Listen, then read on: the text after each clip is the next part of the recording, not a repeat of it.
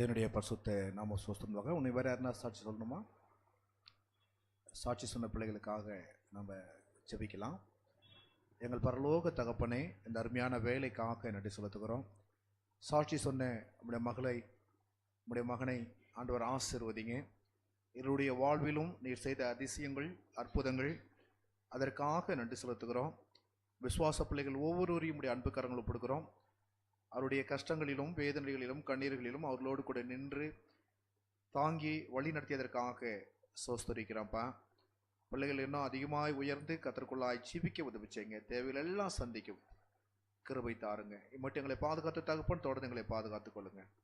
கிறிஸ்துவின் மூலம் கேட்கிறோம் பிதாவே, ஆமென்.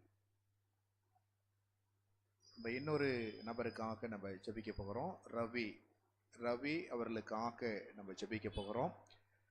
பூனாவுக்கு சென்று அவங்க போகிற வழியில் ஹார்ட் அட்டாக் அவங்களுக்கு வந்து பேப்டிஸ்ட் ஹாஸ்பிட்டலில் அட்மிட்டாக இருக்கிறாங்க. இப்போ வார்டுக்கு ஷிஃப்ட் பண்ணப்பட்டிருக்கிறாங்க. திருச்சபையை சார்ந்த அந்த குடும்பத்தாருக்காக நம்ம ஜெபிக்க போகிறோம். அவங்க பேர் ரவி. நீங்களும் உங்கள் ஜெபத்தில் தொடர்ந்து அவங்களுக்காக ஜெபம் பண்ணுங்க. தேவன் கொடுத்த சுகபலன் இந்த சேபத்திலும் பூர்ண சுகம் பெற்று அவர்கள் தங்களுடைய இல்லத்திற்கு சென்று சத்தியத்திற்கு சாட்சியாய் வாழும்படியாக நம்ம ஜெபிக்க போகிறோம். எங்கள் பரலோக தகப்பனே, ஆண்டவரே, எங்களுக்கு வந்த அந்த திருச்சபையினுடைய அருமையான குடும்பம் ஐயா ரவி அவங்களுக்காக நாங்கள் ஜெபிக்கிறோம்ப்பா. ஆண்டவரே, வர வழிகின்ற ஆபத்து ஏற்பட்டாலும் உன் போக்கையும் உன் வரத்தையும் இது முதற்கொண்டு நான் பாதுகாப்பேன் என்று சொன்னவர். அவர்களை கரமேந்தி தாங்கி நீர் கொடுத்த இந்த உயிர் பிச்சைக்காக நன்றி செலுத்துகிறோம்.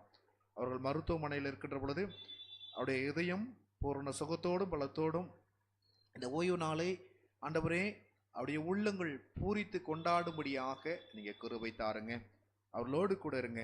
இன்னும் அவர்கள் என்னென்ன காரியங்கள் செய்ய வேண்டுமோ அந்த காரியங்களை செய்து கர்த்தருக்கு சாட்சியாய் வாழ்ந்து ஆண்டவர் கொடுத்த ஜீவனை ஆண்டவருக்காய் பயன்படுத்த உதவி செய்யுங்க. கிறிஸ்துவின் மூலம் கேட்கிறோம் பிதாவே, ஆமென். சேபஸ் ஸ்கூலுக்கு நம்ம பிரிஞ்சு போவோம்.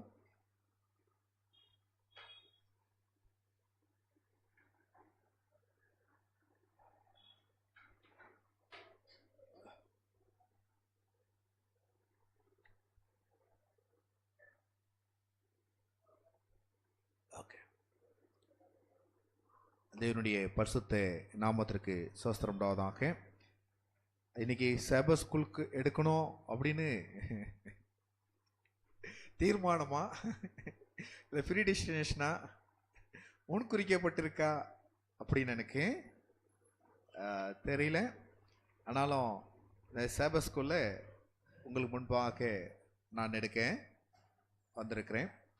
சரி, இன்னைக்கு எத்தனாவது வார பாடம்? மீன் வழியே யாருன்னா சேபஸ் ஸ்கூலுக்கு எடுக்க ஆயத்தமாக இருக்கிறீங்களா? யாரும் இல்லைன்னா நான் எடுக்கிறேன், பிரச்சனை. ஓகே, பாடம் 8. எத்தனாவது வார பாடம்?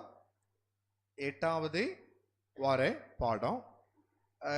விசேஷமாக நம்ம என்ன படிக்கிறோன்னா, சுயாதீன சித்தம், அன்பு, தேவன், முன்னேற்பாடு அப்படின்ற தலைப்பில் நம்ம என்ன பண்ண போகிறோம் இன்னைக்கு நம்ம படிக்க போகிறோம் இல்லைங்களா? சுயாதீன சித்தம், அன்பு, தேவ முன்னேற்பாடு. எத்தனை பேருக்கு புரிஞ்சிச்சு என்ன சொல்றோம் அப்படின்ட்டு? இங்கிலீஷ்ல எப்படி போட்டிருக்கு? Free will, love, divine providence. Divine providence இல்லைங்களா? ஃப்ரீ வில்,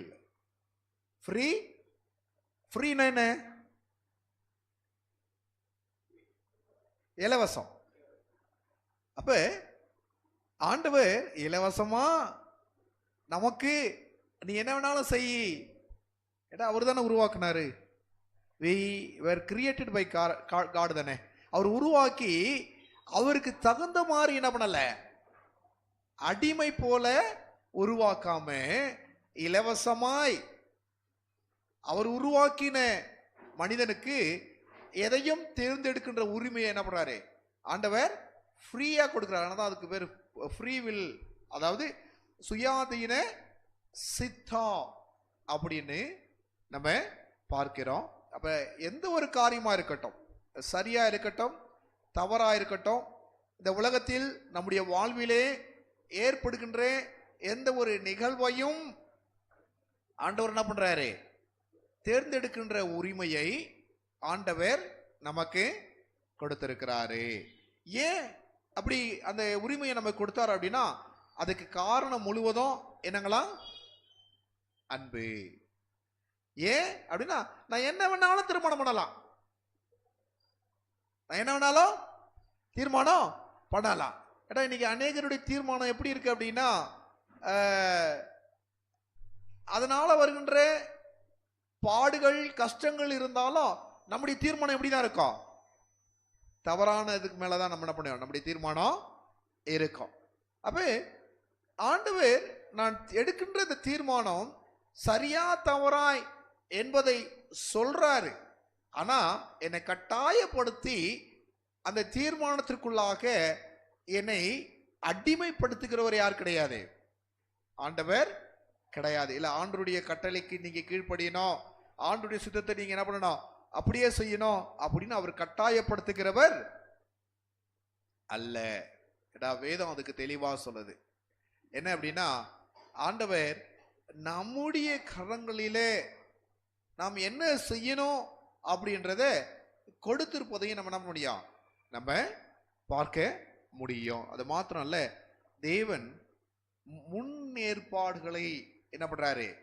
சரி, ஏன் முன்னேற்பாடு? எதற்காக முன்னேற்பாடு? நம்முடைய தீர்மானத்தை அவர் என்ன பண்றாரு? அறிந்திருக்கிறார். ஒருவேளை இந்த பிள்ளைகள் இப்படி ஒரு தீர்மானம் எடுத்தாங்க அப்படின்னா, அதற்கு அந்த தீர்மானம் அவர்களை ரொம்ப கீழே கொண்டு போச்சுன்னா, அல்லது அவர்களுடைய வாழ்விலே அது மரணத்தை கொண்டு வருவதா இருந்ததுன்னா, அல்லது அவருடைய வாழ்விலே அழிவை கொண்டு வருவதா இருந்ததுன்னா, எப்படி அவங்கள சரி செய்யலாம்? தேவனுடைய முன்னேற்பாடு. எப்படி அவர்களுக்கு புரிய வைக்கலாம்? அதான் தேவனுடைய முன்னேற்பாடு. பல விதத்துல ஆண்டவர் நம்மோடு கூட என்ன பண்ணுவாங்க?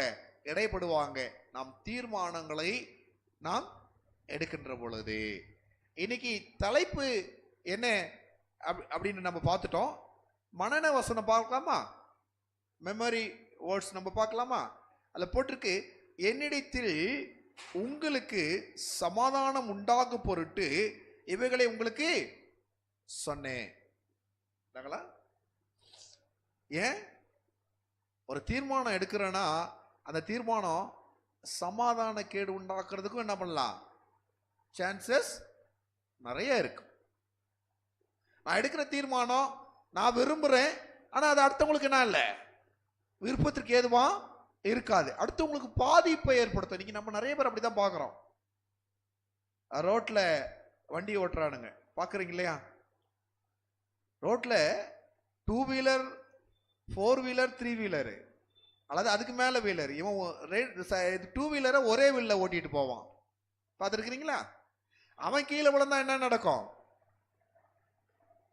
அவர் தீர்மானம் என்னன்னா ஒரே வீல்ல ஓட்டணும்னு சொல்லிட்டு, அதுவும் எப்படி ஓட்டுவான் அப்படின்னா, பின்னாடி ஒருத்தரை உட்கார வச்சுக்கிட்டு ஒரு வீல்ல ஸ்பீடா என்ன பண்ணுவான் போவான். அவன் சிலர்லாம் பயங்கர ஸ்பீட் வரும், சவுண்ட் வரும், பார்த்துக்கிறீங்களா?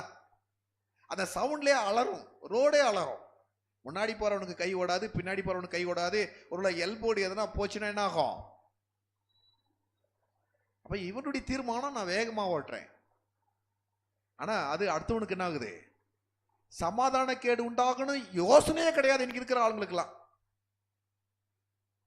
நம்ம எடுக்கிற ஒரு காரியம் ஃப்ரீ வில் தான் செய்யலாம், ஆனா அது அடுத்தவங்களுக்கு என்ன பண்ணக்கூடாது? பாதிப்பை உண்டாக்க கூடாது, குடும்பத்திற்கு பாதிப்பை உண்டாக்க கூடாது, அல்லது நாம் சார்ந்திருக்கிற சமுதாயத்திற்கு பாதிப்பை உண்டாக்க கூடாது, அல்லது அடுத்தவர்களுக்கு பாதிப்பை உண்டாக்க கூடாதுன்ற எண்ணம் தோட நீங்க நிறைய பேர் தீர்மானம் எடுக்கிறது கிடையாது. சொல்றது உங்களுக்கு புரிஞ்சுங்களா? இல்லைங்களா? உங்களுக்கு புரியும் நினைக்கிறேன். இப்ப பொது இடங்கள்ல சிகரெட் குடிக்க கூடாது. முன்னாடிலாம் பஸ்ல எல்லாம் என்ன பண்ணுவாங்க? குடிச்சிட்டு வருவாங்க. புகை பிடிக்க கூடாது அப்படின்னாலும் என்ன பண்ணுவான்? இருக்க அப்ப அவனுக்கு மாத்திரம் கேடு இல்லை, அவன் என்ன பண்ண முடியல, அடுத்தவனுக்கும் என்ன பண்றான், கேடு. அப்ப சில காரியங்களை நம்ம தெளிவா புரிஞ்சுக்கணும். குடிச்சிட்டு வண்டியை ஓட்டக்கூடாது.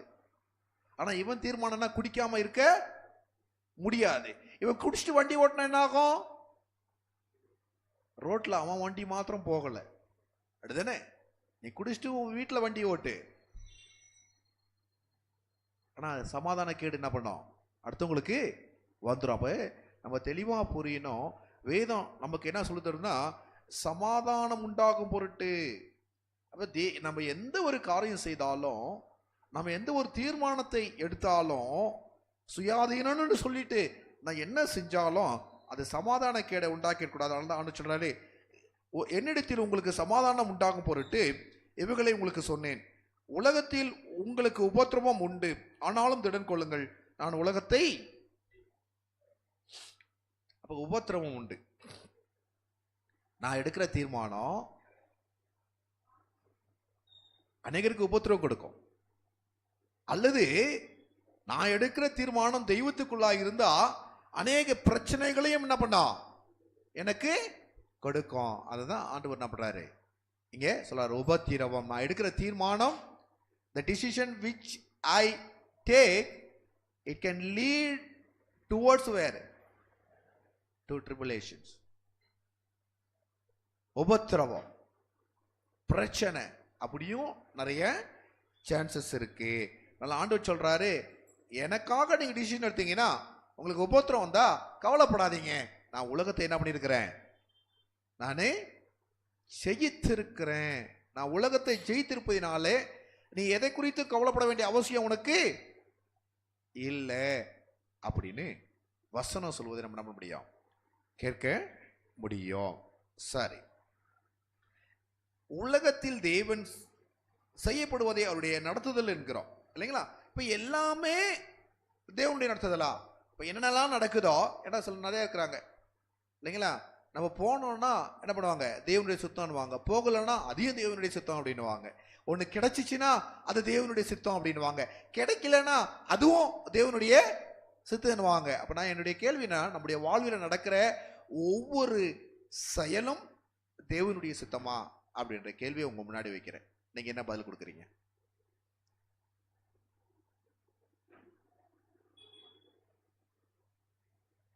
என்னென்னலாம் நடக்கும் எல்லாமே தேவனுடைய சித்தமா?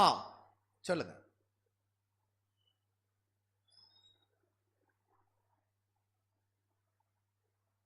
எல்லாமே தேவனுடைய சித்தமா?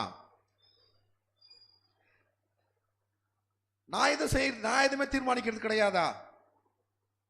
இல்ல நான் இப்படிதான் இருக்கணும், இப்படிதான் வாழணும், இப்படிதான் பேசணும், இப்படிதான் செய்யணும் அப்படின்னு ஒரு நிகழ்வு என் வாழ்வு நடக்கிறது எல்லாமே அவர் ஏற்கனவே பிளான் பண்ணிட்டாரா? தேவன் அதை திட்டம் போட்டு வச்சுட்டாரா அப்படின்ற அதை தான் பார்க்க போறோம். ஜான் கால்வின் அப்படின்ற ஒரு பிரபலமான போதகர் அல்லது ஒரு பிலாசபர் சொல்லலாம், அல்லது தியாலஜன் அப்படின்னு சொல்லலாம்.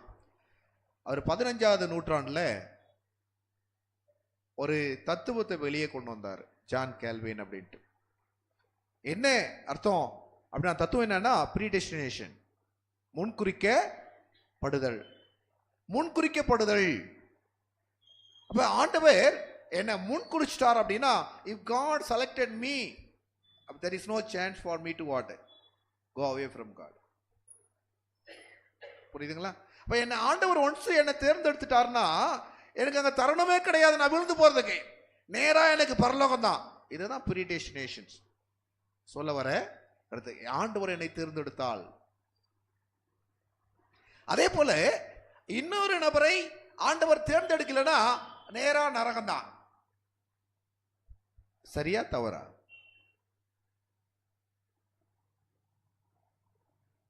சொல்லுங்க. அப்ப அப்படிப்பட்ட ஒரு கருத்தை என்ன பண்ணாரு அவர் கொண்டு வந்தார். ப்ரீடெஸ்டினேஷன். ஆண்டவர் செலக்ட் பண்ணா பாவத்துக்கு அங்க பாவம் செய்ய மாட்டாங்க, கடவுளுக்குள்ளேயே என்ன பண்ணுவாங்க, வாழ்வாங்க, நேரா பரலோகம் தான். இல்ல என்ன பண்ணாலும் ஆண்டவர் மன்னிச்சு எங்க கொண்டு போயிடுவாரு, நேரா பரலோகத்திற்கு கொண்டு போயிடுவாரு. இப்படின்ற கான்செப்டை தான் இன்னைக்கு நம்ம என்ன பண்ண போறோம், பைபிள் சார்பா படிப்பாரு. இது இப்பத்துல இல்ல, ஆதியிலிருந்தே வர கான்செப்ட். அவர் அதை என்ன பண்ணாரு, அதை பெருசு படுத்தி ஜெனீவாவில் ஜான் கேல்வின் அப்படின்றவர் ஜெனீவாவில் இருந்த ஒரு நபர். அவர் அப்படிப்பட்ட ஒரு மறுமலர்ச்சியை ஏற்படுத்தி அங்குள்ள ஜெனீவாவில் இருக்கிற சபைகளுக்கு, புரோட்டஸ்டன்ட் திருச்சபைகளுக்கு என்ன பண்றாருன்னா ஒரு சத்துவத்தை கொடுத்து இந்த தத்துவத்தையும் என்ன பண்றாரு, அவர் கொடுக்கிறாரு. இப்ப நம்ம பார்க்க போகிறோம். ஞாயிற்றுக்கிழமை பாடத்திற்குள்ளாக நம்ம கடந்து வந்துடுவோம். ஞாயிற்றுக்கிழமை பாடத்துல சுயாட்சியுள்ள தேவன் அப்படின்னா என்ன அர்த்தம்? இங்கிலீஷ்ல என்ன போட்டிருக்கு?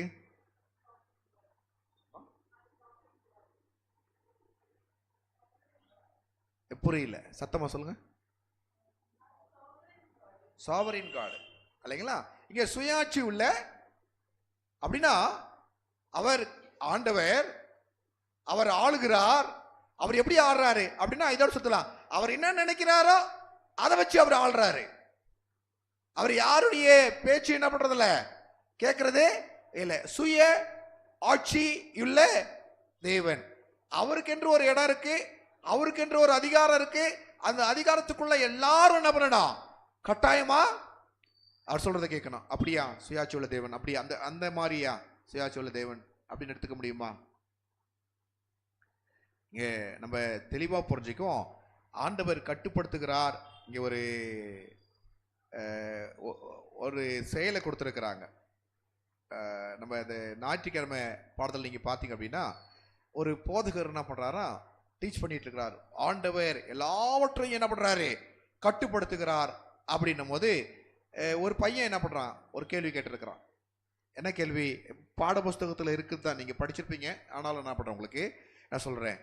அப்படின்னா எல்லாமே தேவனுடைய கட்டுப்பாட்டில் இருக்கு அப்படின்னா என் நாய் செத்து போச்சு, என் நாய் செத்து போனது தேவனுடைய கட்டுப்பாடா, இல்லை என் நாய் சாக வேண்டும் என்பது தேவனுடைய ஏற்பாடா அப்படின்னு என்ன பண்றான் அந்த போதகர்ட்ட அவன் கேள்வி கேட்கிறான். அந்த போதகர் என்ன பண்ணல, அவர் கொஞ்சம் யோசிச்சு பதில் சொல்றாரு. ஆமா ஆமா, அந்த நாய் சாகணும்னு யாருடைய கட்டுப்பாடு? அப்ப அவன் என்ன பண்றான்னா யோசிக்கிறான். யோசிச்சுட்டு திரும்ப அதை பத்தி யோசிச்சுட்டு இருக்கும் பொழுது அவர் சொல்றாரு, ஏன் அப்படின்னா எதிர்காலத்துல இன்னொரு பெரிய பிரச்சனை வரும் இல்லையா, அந்த பிரச்சனைய சமாளிப்பதற்கு முன்கூட்டியே ஒரு சின்ன பிரச்சனையை கொடுத்து அது அனுபவத்தை என்ன பண்றாரு, ஆண்டவர் உனக்கு கொடுக்கிறாரு அப்படின்னு அவர் என்ன பண்ணிருக்காரு, பிரசங்கமோ அது போதனையோ என்ன பண்ணிட்டு இருக்கிறாரு, செய்துட்டு இருக்கிறாரு. அப்போ கொஞ்ச நேரம் அப்படி யோசிச்சுட்டே இருந்து, அப்ப எதிர்காலத்துல உங்க பாட்டி இறந்துட்டான், உங்க சார்ந்தவங்க இறந்துட்டா, இந்த நாய் இறந்த வருத்தத்தை நீங்க கொஞ்சம் அனுபவிச்சிருப்பீங்கல்ல, அதே மாதிரி அந்த அனுபவம் என்ன பண்ணலாம், உங்களுக்கு ஹெல்ப் பண்ணும். உங்க பாட்டி இறந்தா அதை தாங்கிக் கொள்வதற்கு எதுவா என்ன பண்ணும், உங்களுக்கு உதவி செய்யும் அப்படின்னு சொன்ன உடனே அவர் யோசிக்கிறாரு, அப்ப என் பாட்டி சாகணும் அப்படின்றதுக்கு முன்னாடி தான் என் நாயை சாவடிச்சிட்டாரா? சமயங்களை நல்லா யோசித்து பாருங்களேன். எல்லா சமயம் நம்மளும் சில காரியங்களை செஞ்சுட்டு கடவுள் மேல போட்டு விட்டுருவோம், அப்படிதானே? தேவன் மேல போட்டு விட்டுருவோம், அப்படிதானே? ஆண்டவர் மேல எல்லா ஆண்டவர் சித்தம், எல்லா ஆண்டவர் சித்தம். ஆனா இங்க தெளிவா புரிஞ்சுக்கீங்க, அப்படி நடக்குதா? எல்லாமே ஆண்டவருடைய சித்தன்படிதான் நடக்குதா அப்படின்றத நம்ம வேத வசனத்தின் மூலமா நம்ம போறோம், நம்ம அறிஞ்சிக்க போகிறோம். ஏன்னா சமயங்கள இதை புரியாம நிறைய கிறிஸ்துவ பிள்ளைங்க என்ன பண்றாங்க, தப்பு தப்பா நடக்கிறாங்க. ஏன்பா ஏன்டா இப்படி பண்ற, ஆண்டவர் என்ன நரகத்துக்கு எழுதிட்டாரு, நான் திருந்தனாலும் நரகத்துக்கு என்ன பண்ண போறதில்ல, விட்டு வெளியே வர போறதில்ல, அங்கதான் போக போறேன். அப்புறம் எதுக்கு? ஆண்டவர் என்ன பரலோகத்துக்கு குறிச்சிட்டாரு, ஆண்டவர் என்ன செலக்ட் பண்ணிட்டாரு, நான் ரட்சிக்கப்பட்டுட்டேன். எனவே அந்த ட்ரூத்லாம் எனக்கு தேவையில்லை, இந்த சத்தியெல்லாம் எனக்கு தேவையில்லை, நேரம் என்ன பண்ணுவேன், பரலோகம் போயிடுவேன். எப்படி பாருங்க, இந்த பக்கம் ஒரு எக்ஸ்ட்ரீம், இந்த பக்கம் ஒரு எக்ஸ்ட்ரீமா என்ன பண்றாங்க, நான் அநேகர் வாழ்றாங்க. இப்ப காட் என்ன சொல்றாங்க, தேவனுடைய சபைக்கு ஆண்டவர் என்ன சொல்றாங்கன்றதை நம்ம போறோம், நம்ம பார்க்க போகிறோம். வாசிங்க சங்கீதம் 81:11. சங்கீதம் 81:11. என் ஜனமோ என் சத்தத்திற்கு செவி கொடுக்கவில்லை, இஸ்ரவேல் என்னை நாங்களா விரும்பவில்லை. எப்படி இது? அவர் ஏற்கனவே தீர்மானிச்சிட்டாரு அப்படின்னா இங்கே எப்படி சொல்ல முடியும்? என் ஜனமோ என் சத்தத்திற்கு என்ன பண்ணல, செவி கொடுக்கல எப்படி சொல்ல முடியும்? ஏன் இவங்க செவி கொடுக்கணும்? அதுக்கடுத்தது வாசிங்க, அடுத்த வசனம். அடுத்த வசனமா?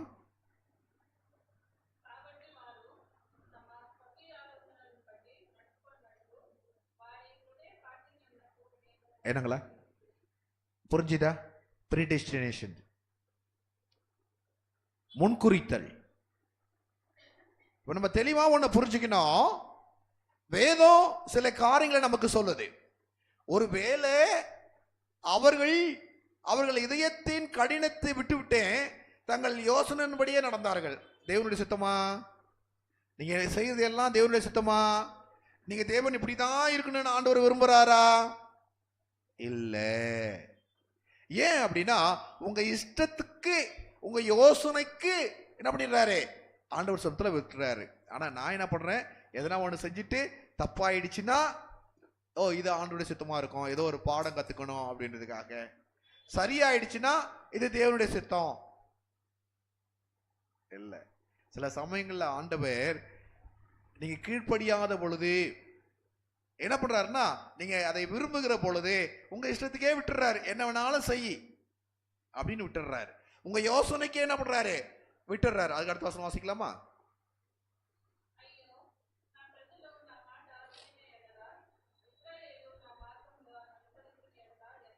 என் ஜனம் எனக்கு செவி கொடுத்து இஸ்ரவேல் என் வழிகளில் நடந்தால் கட்டாயப்படுத்துறாரா? கெஞ்சி நிற்கிறாரா? என்னங்களா? சுய ஆட்சி உள்ள தேவன், பரலோகத்தின் தேவன் எப்படி நிற்கிறாரா? நலமா இருக்கும், நடந்தா நலமா இருக்கும், அதை செஞ்சா நலமா இருக்கும், என் கற்பனை கை கொண்டால் அது நலமா இருக்கும். அப்ப யாரையும் ஆண்டவர் கட்டாயப்படுத்துவது இல்லை. கட்டாயப்படுத்த கூடுமா? முடியுமா? முடியும். அவரால் கட்டாயப்படுத்த முடியும். ஏன்னு கேட்டா நம்மளா யாருடையவர்கள்? நம்மளை உருவாக்குனது யாரு? அவர் இல்லைங்களா? என்ன வேணாலும் செய்ய முடியும். ஆனா அவருடைய பேர் அன்பினாலே என்ன பண்ணல, அப்படி என்ன செய்யல, உங்க விருப்பத்துக்கு விட்டுறாரு. உங்களை கண்ட்ரோல் பண்ணி என்ன பண்ணதில்ல, அடிக்கிறதில்ல. நீங்க வேதத்தை வாசித்து பாருங்களேன். ஆதாமவளை தன்னுடைய ரூபமாய் உருவாக்கி இதை புசியாதே அப்படின்னு சொல்லிட்டு அவங்க அதை புசிக்க போகின்ற பொழுது ஆண்டவர் என்ன பண்ணல, தடுத்து நிறுத்தலைங்க. அவங்க இஷ்டத்துக்கு விட்டுட்டாரு, அவங்க யோசனைக்கு விட்டுட்டாரு. அது ஏவாளா இருக்கட்டும் அல்லது ஆதாமா இருக்கட்டும், அவர்கள் இஷ்டத்துக்கு அவர்களை என்ன பண்ணிட்டாரு? விட்டுட்டாரு. இது ஆண்டவருடைய தப்பா? இல்லை. அவர் நேசிக்கிறாரு. அந்த நேசத்துல யாரையும் கண்ட்ரோல் பண்ண அவர் விரும்பல. பாசத்துல அவங்க சரியாவாங்க அப்படின்ற ஆலோசனையை கொடுத்துறாரு. உங்களை ஒரு ரோபோ போல என்ன பண்ணல, மனுஷன் உருவாக்குறான் பாருங்க, ரோபோ போல தன்னுடைய கண்ட்ரோல்ல இருக்கணும் அப்படின்னு தெய்வன் ஒரு பொழுதும். நம்ம எப்படி நினைப்போம்? பிள்ளைகள் எப்படி இருக்குன்னு நினைப்போம்? நம்முடைய பிள்ளைகள் எப்படி இருக்குன்னு நினைப்போம்? நம்முடைய கண்ட்ரோல்ல இருக்குன்னு நினைப்போமா, இல்லை கண்ட்ரோலை விட்டு வெளியே போகணும்னு நினைப்போமா? சொல்லுங்க. நம்ம கண்ட்ரோல்ல இருக்குன்னு நினைப்போமா, நம்ம கண்ட்ரோலை விட்டு வெளியே போகணும்னு நினைப்போமா? ஏன் கண்ட்ரோலுக்குள்ள இல்ல என்ன பண்ணுவோம்? நம்முடைய கண்ட்ரோலுக்குள்ள அவங்க இல்ல என்ன செய்வோம்?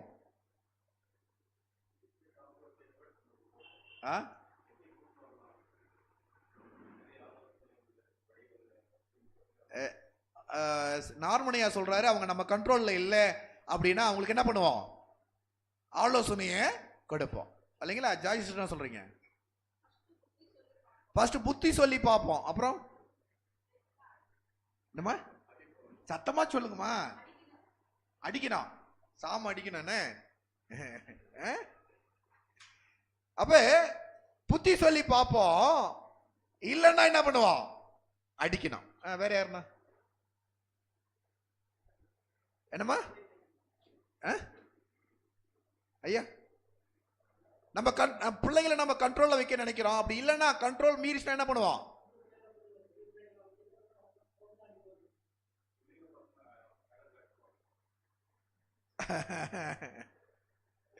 இல்லைங்களா? பிள்ளைங்க இப்ப பேரண்ட்ஸு உல்டாவாக மாறுது இல்லைங்களா? அப்ப என்ன பண்ணுவோம்? நம்ம பிள்ளைங்க நம்ம என்ன பண்ணுவோம்? உரிமை எடுப்போம். அந்த உரிமை எடுத்து என்ன பண்ணுவோம்? என்ன பண்ணுவோம்? கண்ட்ரோல் பண்ணுவோம். அந்த கண்ட்ரோல் வந்து வித்தியாசமா இருக்கலாம் இல்லைங்களா? எல்லாமே அதிகமா இன்னைக்கு இல்ல கண்ட்ரோல், எல்லாமே சுய நிறைஞ்ச கண்ட்ரோல் தான் இல்லைங்களா? ஒரு மனைவி இருக்கிறாங்க, ஒரு கணவன் இருக்கிறாங்க. இப்போ மனைவி நம்ம கண்ட்ரோல்ல கொண்டு வர்றதுக்கு என்ன பண்ணுவோம்? அதிகாரத்தை பயன்படுத்துவோம். அப்படிதானே? சொல்லுங்க, அதிகாரத்தை பயன்படுத்துவோமா? எப்படிப்பட்ட அதிகாரங்கள்? எப்படிப்பட்ட அதிகாரங்கள்? நான் சொன்னா நீ கேளு, நான் தான் இந்த வீட்டுக்கு ஆம்பளை இல்லையா? நான் சொல்றதே கேளு, சரியா தவிர கேட்காத, எதிர்த்து பேசாத, சுயமா சிந்திக்காத, உனக்குன்னு சிந்தனை இல்ல. இப்படி நிறைய ஆண்கள் இருக்கிறாங்க, நிறைய பேர் இருக்கிறாங்க இல்லைங்களா? அப்படி கேட்கல அப்படின்னா இன்னைக்கு குடும்பத்துல பிரச்சனை வர்றதுக்கு காரணமே இதுதாங்க. அதிகாரத்தை தவறாய் பயன்படுத்துவது, சுயத்திற்காக அதிகாரத்தை பயன்படுத்துகிறது. அது மாதிரி குடும்பங்கள்ல சுயத்திற்காக அதிகாரத்தை பயன்படுத்துவதுதான் இன்னைக்கு குடும்பங்கள் சீர் கெட்டு போவதற்கும் அழிவதற்கும், குடும்பங்கள்ல சந்தோஷம் இல்லாம இருக்கிறதுக்கும் சமாதான கேடு உண்டாக்குறதுக்கு காரணம் என்னன்னா, சுயம் அதிகாரம் இதை ரெண்டுத்தையும் இணைச்சி நம்ம கண்ட்ரோல்ல கொண்டு வந்து நம்ம கைக்குள்ள வச்சுக்கணும்னு நினைக்கிறது தான். நமக்கே எப்படி இருக்கு? அப்ப எல்லாத்தையும் உருவாக்கி ஆண்டவர் நம்மள என்ன அடிக்கிறாராமா? ஜாய் சிஸ்டர், நம்ம எத்தனை தடவை ஆண்டவர் சொல்லுக்கு கீழ்ப்படியாம இருக்கிறோம், ஆண்டவருடைய சித்தத்தை செய்யாம இருக்கிறோம். அப்ப அவர் நினைச்சா நமக்கு என்ன பண்ண? நம்மள டெய்லி தூக்கி போட்டு மிதிக்கணும். அப்படிதானே? என்னம்மா, நம்ம பிள்ளைங்க கேட்கலன்னா ஆலோசனை சொல்லணும், அதை கேட்கலன்னா அடிக்கணும் இல்லைங்களா? ஆனா ஆண்டவர் அப்படி கிடையாதுங்க. ஆண்டவருடைய என்னென்ன தெரியுமா? ஆலோசனை. அவனுக்கு வேண்டிய ஆலோசனையை நான் கொடுத்துட்டேன், என் சாயலா உருவாக்கி இருக்கிறேன். இப்போ என் சாயல் தான் என் குணம் அவனுக்குள்ள இருக்கணும் இல்லைங்களா? அதை மீறி போறான் அப்படின்னா நான் என்ன பண்ண முடியும்? அவன் சொல்லுவான் இல்லையா, கடவுளால எல்லாமே என்ன பண்ண முடியும்? செய்ய முடியும். ஏசாயா 30:15 யாருன்னா வாசிக்கிறீங்களா? ஏசாயா 30:15. ஏசாயா 30:15.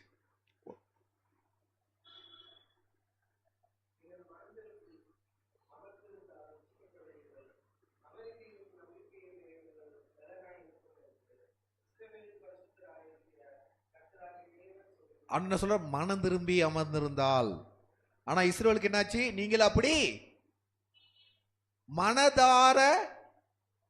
மனதாயிராமல். அப்ப இஸ்ரவேலுக்கு என்ன கிடையாது? மனசு இல்லை. அப்ப யார் கையில இருக்கு? ஆண்டுடைய கையில இருக்கா ரட்சிப்பு, இல்ல இஸ்ரவேல் கையில இருக்கா? ஜனங்களுடைய கையில இருப்பதை நம்ம என்ன பண்ண முடியும்? நம்ம தெரிஞ்சுக்க முடியும். சரி, நம்ம திங்கக்கிழமை பாடத்துக்கு வந்துருமா? சக்தி வாய்ந்தவர் அப்படின்னா என்ன அர்த்தம்? வல்லமை. ஆண்டவருக்கு ஒரு பேர் இருக்கு தெரியுமா? ஆண்டவருக்கு நிறைய பேர் இருக்கு. there are lot of name was given to God. நிறைய பேர் ஆண்டவருக்கு கொடுத்துருக்குறாங்க இல்லையா? நம்ம சொல்லலாம் நிறைய பேர். அதுல ஒரு பேர் என்ன தெரியுமா? சர்வ வல்லமை உள்ளவர். புரியுதுங்களா? சர்வ வல்லமை அப்படின்னா எதையும் என்ன பண்ண முடியும்?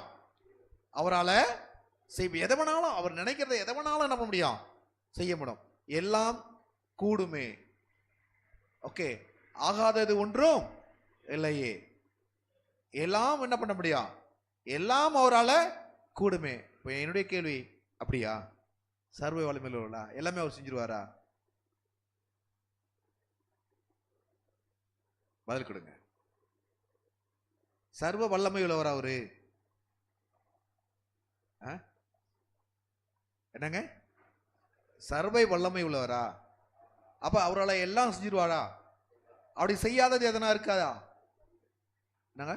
அவரால் செய்ய முடியாதது ஏதாவது இருக்கா?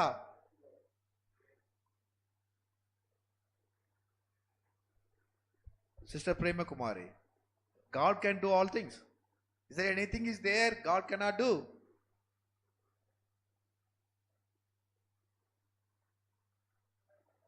Is there anything? ஆமா, அவரால் போய் சொல்ல முடியாது. அப்புறம் என்னங்க? கடவுள் செய்ய முடியாதது நிறைய காரணங்கள் இருக்கு. என்ன காரணங்கள் இருக்குங்க? ஒரு தப்பு வழியில ஒருத்தவங்க போயிட்டாங்கன்னா அவர்களை கட்டாயப்படுத்தி என்ன பண்ண முடியாது, கொண்டு வர முடியாது. ஒண்ணு. அப்புறம்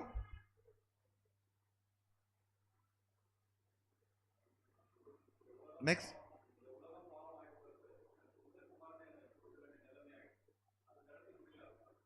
தன்னுடைய சொந்த குமாரனுடைய மரணத்தை தடுக்க முடியல, அதனாலதான் காரியர்கள்.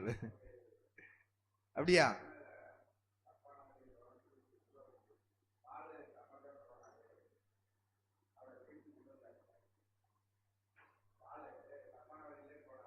பவுல் அப்போஸ்தலர் தப்பான வழியில தான் போனாரு, அவர் திருப்பி கொண்டு வந்தாரு. பாலுக்கு முன்னாடி பேர் என்னங்க? சவுலு. அதே சவுலு ராஜா தப்பான வழியில போனாரு, திருப்பி கொண்டு வந்தாரா?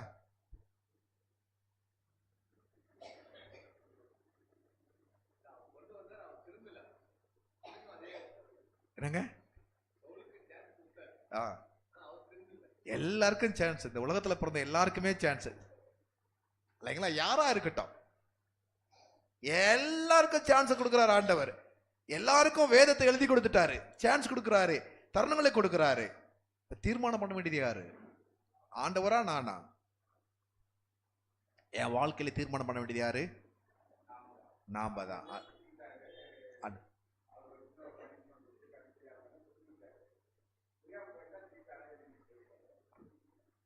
அப்ப என்ன மெயின்?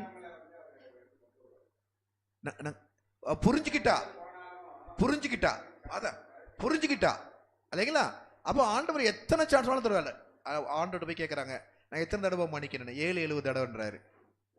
பேதுரு 7-70 தடவை மதிக்கணும் அப்படின்னா ஆண்டவர்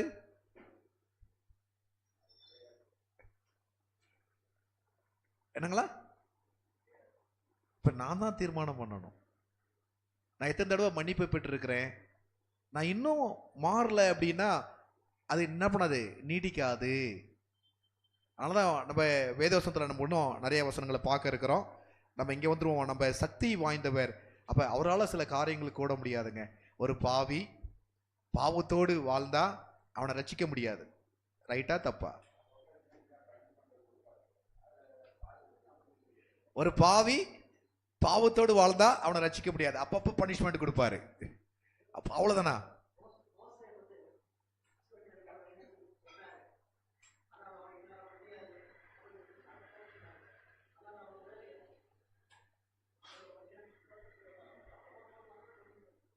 என்னங்களா? மோசே அது மாதிரிதான், அது அவருக்கு ஒரு சான்ஸ் கொடுத்தாரு. அவங்களுடைய சகோதரனை ஆரோனை கூட்டு போ, யோனா போக மாட்டேன் அப்படின்னாரு. என்னங்களா? மீன் என்ன பண்ணாரு, உருவாக்கி கொண்டு போன. அப்ப இப்போ இதெல்லாம் வந்து நமக்கு தெரிஞ்ச விதத்துல ஆண்டவர் அவங்களுக்கு கொடுக்குற சான்சஸ். நம்ம வாழ்க்கையில எத்தனை சான்சஸ் அது மாதிரி இருந்திருக்கும். மீனை போல சான்சஸ் இல்லைங்களா? ஆரோனை போல ஒரு சான்சஸ் நம்மளோட வாழ்க்கையில் அப்படி கொடுப்பாரா ஆண்டவர்? நிறைய சான்ஸ் கொடுத்துருக்கிறாருல்ல. நமக்கு இப்போ தெரியல. நம்ம பரலோகம் போனா அல்லது பரலோகம் போகலைன்னா மிஸ் பண்ணோம்னா கடைசியில் ஒன்று நடக்கும். என்ன அப்படின்னா, நியூ எருசலேம் கீழே இறங்கி வருமா, பரிசுத்த புதிய எருசலேம் கீழே இறங்கி வரும் பொழுது வெளியே ஆட்கள் இருப்பாங்க, இவர்களெல்லாம் துன்மார்க்கர். உள்ள ஆட்கள் இருப்பாங்க, இவர்களெல்லாம் நீதிமான். அப்ப காடனுடைய த்ரோன் என்ன பண்ணுமா, அப்படியே மேல ஏறி வந்து உள்ள இருக்கிறவங்களும் பார்க்கலாம், வெளியே இருக்கிறவங்களும் என்ன பண்ணலாம், பார்க்கலாம். அப்ப முழங்கால்கள் யாவும் முடங்குமா, எல்லாரும் வணங்குவாங்க. அந்த நேரத்துல எல்லாருக்கும் ஒரு தியேட்டர்ல படம் ஓடுற மாதிரி ஓடும். நீங்க எந்த சைட்ல இருந்தாலும் அந்த படத்தை பார்க்கலாம் இல்லைங்களா? இந்த உலக தோற்றம் முதல் ஆண்டவர் கொடுத்த தருணங்கள், பாவம் என்றாகிறது, அது மாத்திரம் இல்ல, அந்த கடைசியா நீங்க அந்த அந்த படம் முடிகிற வேலையில உங்களை நீங்க பார்ப்பீங்க. உங்களுக்கு எவ்வளவு தருணங்கள், வெளியே இருக்கிறவங்களுக்கும் அதுதான், உள்ள இருக்கிறவங்களுக்கும் அதுதான். எத்தனை தருணங்கள் கொடுத்தோம் உதறி தள்ளின பிள்ளைகள் வெளியே இருப்பாங்க. உள்ள இருக்கிற பிள்ளைகளுக்கு ஆண்டவர் எத்தனை தருணம் கொடுத்து எப்படி அந்த கடைசி அந்த மினிட்ல எப்படி அவங்க மனம் மாறி ஆண்டவரை ஏத்துக்கிட்டாங்க, அதையும் அவங்க பார்த்து கதறி அழுவாங்க. வெளியே இருக்கிறவங்க அதை விட நிறைய தருணங்களை வாங்கியிருப்பாங்க, பெற்றிருப்பாங்க. அந்த தருணத்தை மிஸ் பண்ணதுனால என்ன பண்ணுவாங்களா, கதறி அழுவாங்க. மனம் மாற முடியல, அவ்வளவுதான். பாவம் செய்கிறவன் பாவம் செய்யட்டும், அநியாயம் செய்கிறவன் என்ன பண்ணிட்டான், அநியாயம் செய்யட்டும். அப்ப மாற முடியாத ஒரு சான்ஸ். கிருபின் காலம் என்ன பண்ணுது, முடிஞ்சு போச்சு. இப்ப அந்த எண்டு, உலகத்தினுடைய அந்த எண்டு அந்த நிலைக்கு வருது. பாவிகளை அழிக்கிறதுக்கு முன்னாடி அவர்களுக்கு தேவன் செய்த அன்பையும் கொடுத்த ஆலோசனைகளையும் அல்லது தருணங்களையும் அவங்க எப்படி மிஸ் பண்ணாங்கன்னு கதறி அழுது, அதுக்கப்புறம் தான் எல்லாரும் விழுந்து வழங்குவாங்களாம். It includes even Satan. புரியுதுங்களா? அப்ப நமக்கு தெரியல, ஆண்டவர் நம்ம கொடுக்குற தருணங்கள்லாம் நம்ம மிஸ் பண்ணிடுறோம். ஆண்டவர் நமக்கு தருணத்தை கொடுத்துட்டு தான் இருக்கிறாரு. அதை இன்னும் மன கழிவு நிமித்தமாய் இஸ்ரவேலை போல மிஸ் பண்ணோம்னா டேட் ஃபிக்ஸ் பண்ணிவிடாரு ஆண்டவர். இஸ்ரவேலுக்கு டேட் ஃபிக்ஸ் பண்ணாரா? இஸ்ரவேலுக்கு நேஷனா டேட் ஃபிக்ஸ் பண்ணாரா? ஆண்டவர் ஃபிக்ஸ் பண்ணாரு. 70 வாரம் ஜனங்களுக்கு என்ன பண்ணோம், குறிக்கப்படும். அந்த 70 வாரம் முடிவுல அவ்வளவுதான். இஸ்ரவேல் மூலமாய் போக வேண்டிய சத்தியம், இஸ்ரவேல் மூலமாய் சொல்லப்பட வேண்டிய வேத வாக்குகள் இல்லாம போயிடும். புரிஞ்சுங்களா?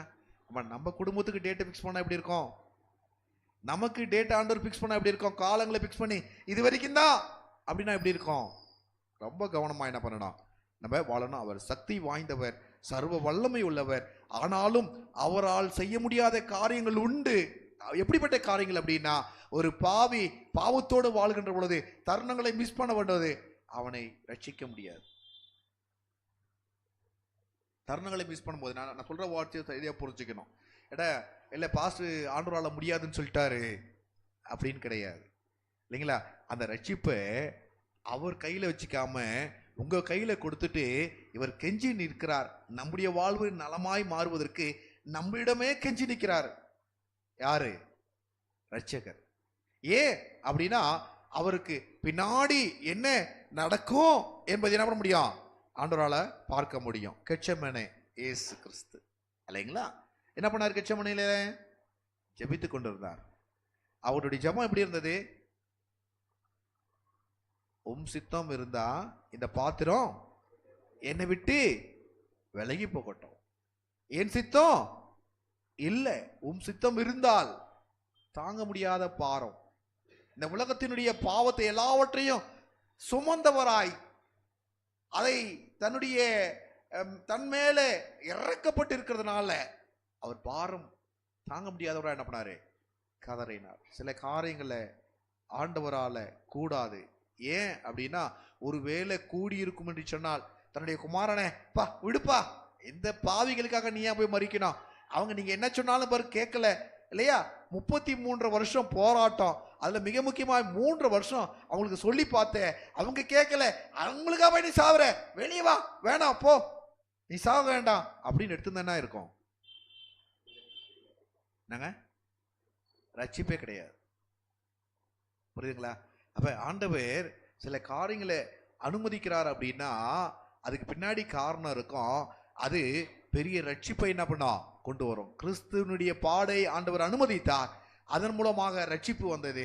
என்னுடைய கேள்வி, நீங்க பாடுபடுறீங்களா? கிறிஸ்துவ மாதிரி பாடுபடுத்துறீங்களா? பாடுபடுறீங்களா? என்னங்க, நம்ம பாடுபடுத்துறோம். அப்படிதானே? எப்படி என்ன சொல்லலாம், எப்படி நீ இப்படி பண்ணலாம், எப்படி நீ இப்படி பேசலாம், என்னங்க நம்ம படுத்துகிறோம், பாடுபடல. ஆனா கிறிஸ்து பாடுபட்டார், அது உலகத்திற்கே ரட்சிப்பாய் மாறியது. அப்ப நீங்க உங்க குடும்பத்துல உங்க சபையில பாடுபடுவர்களா இருந்தீங்கன்னா அதன் மூலமாய் ரட்சிப்பு என்ன பண்ணோம், இன்னொருவர் ரட்சிப்பை பெறுவார்கள். உங்களுக்கு புரியுதுங்களா? நீதி நிமித்தம் துன்பப்படுகிறவர்கள் வாஸ்துருமே 5:10 மேத்யூ.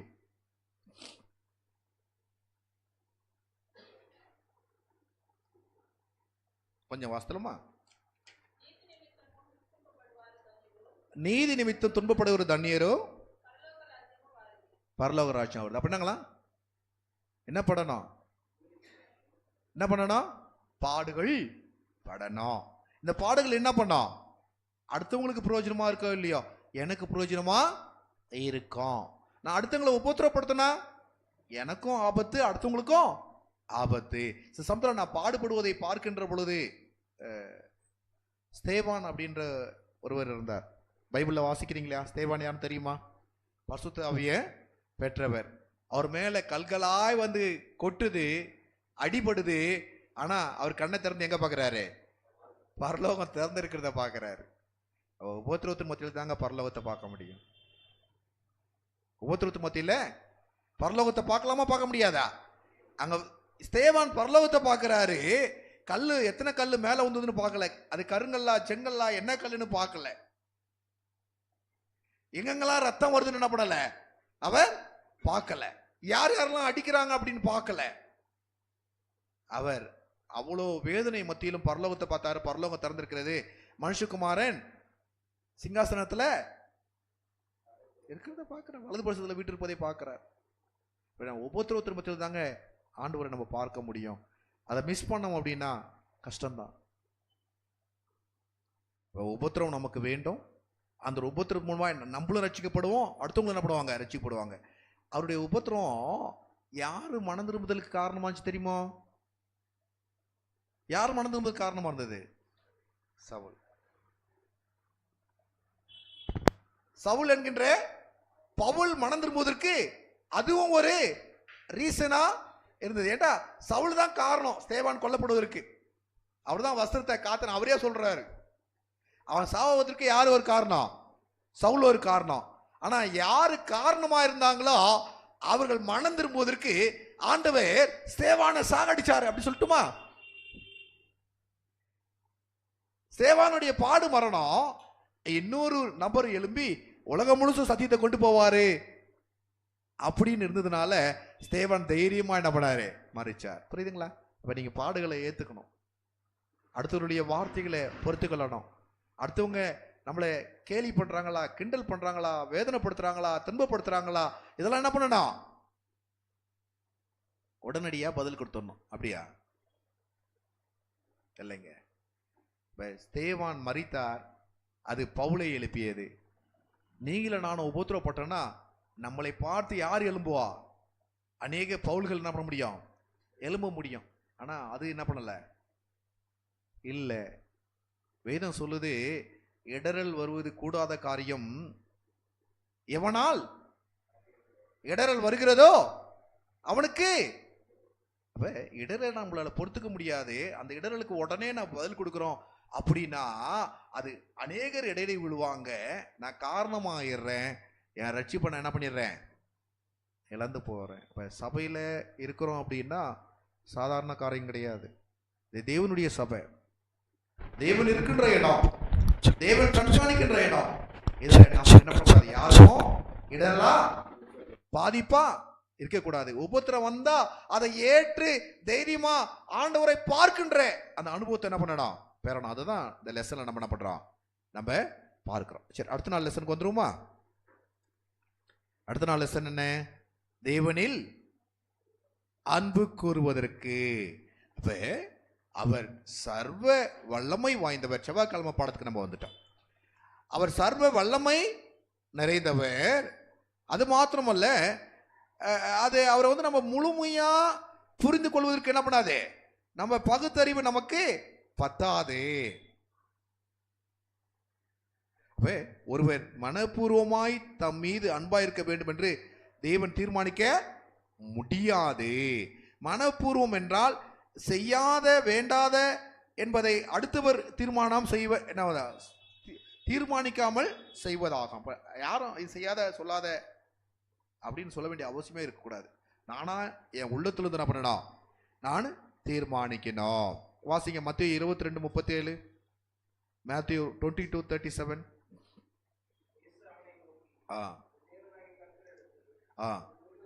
முழு இருதயத்தோடும் முழு ஆத்மாவோடும் முழு மனதோடும் என்னங்களா நான் என்ன பண்ணணும்? ஆண்டவர் எப்படி எதிர்பார்க்கிறாரு? அப்ப முழு முழு அப்படின்னா அதுக்கு ஆப்போசிட்டா நம்ம எப்படி போட்டுக்கலாம்?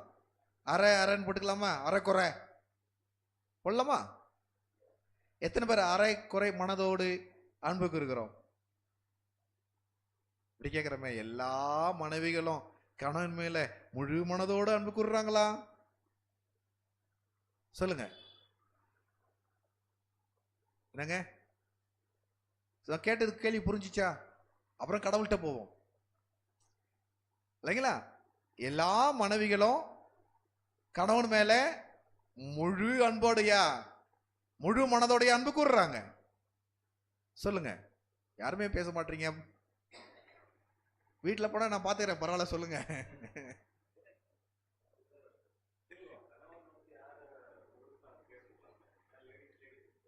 சரி, நான் எப்படி இப்ப யார்கிட்ட கேட்கணும்ன்றது நான் மாத்தி கேட்கணுமா கொஸ்டின்? ஓகே, எல்லா கணவனும் மனைவிட்ட முழு மனதோட அன்பு கூறுறாங்களா? நான் அதுக்கு அடுத்த கேள்வி, இது பதில் எடுத்துட்டு போகுதான் அதுக்கு நான் அதுக்காக போக யோசித்தேன் இல்லைங்களா? என்னங்க செய்யறாங்களா? அதனால அன்பு கூறுவாங்க. நிஜம் என்னங்க? நிஜமா? ஐயா ஜேக்கப் ஐயா இதை சொல்ல வர்றாங்க, சொல்லுங்க.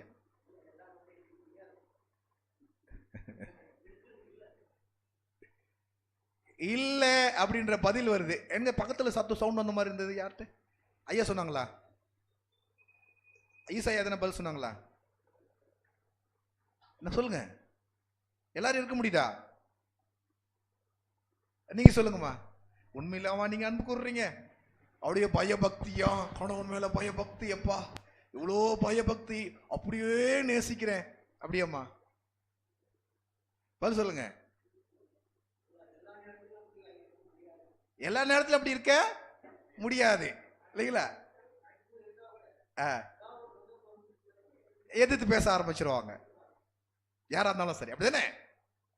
என்னதான் நம்ம பார்த்தாலும் என்ன பண்ணுவாங்க, எவ்வளவுதான் ஸ்பிரிச்சுவலா இருக்கிற மாதிரி இருந்தாலும் என்ன ஆயிடும், ஒரு பிரச்சனைன்னு வரும் பொழுது, ஒரு சுயம் தொடப்படப்படுற பொழுது என்ன பண்ணுவாங்க, கையை நீட்டுற வேலை வச்சுக்காத அப்படிதானே வந்துடும். என்னை எதிர்த்து பேசுற வேலை வச்சுக்காத, எது நான் ஒரு இடத்துல என்ன பண்ணிடும் வந்துடும். இப்ப இன்னுமே அநேக குடும்பங்கள்ல அந்த பாசம் அந்த அன்பு என்ன பண்ணல முழுமையாய் வெளிப்படல. அப்ப எப்படி வாழுது அப்படின்னா, கழுதைக்கு வாக்கப்பட்டுட்டோம். என்னங்களா? கழுதைக்கு வாக்கப்பட்டுட்டோம். கழுதை என்ன பண்ணோம், எட்டி வச்சா என்ன பண்ணணும், வாங்கிக்கணும். அப்படிதானே? சொல்றத கேள்விப்பட்டிருக்கீங்களா? கழுதைக்கு வாக்க போட்டுட்டோம், அது எட்டி வச்சா என்ன பண்ணி ஆகணும், வாங்கணும். இதுதான் வாழ்க்கை.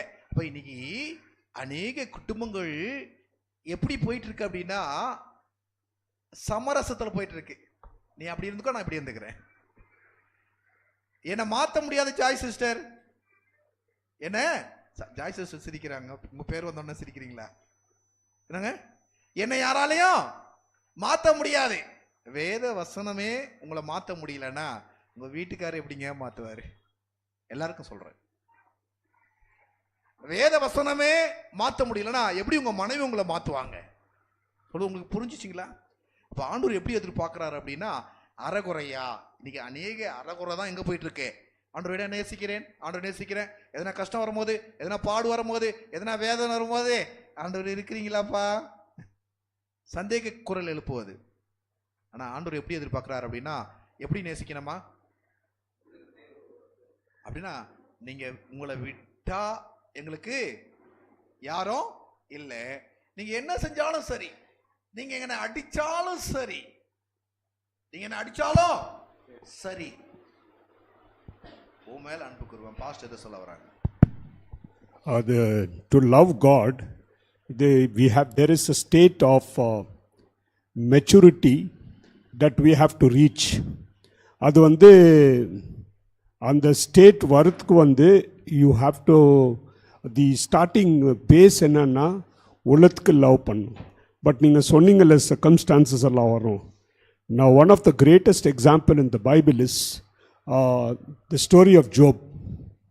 The story of Job he got all this on அவங்க wife சொன்னாங்கோ, you பைத்தியக்காரா, செத்து போ and curse God, and but இந்த ஒரு பாயிண்ட் இருக்கு.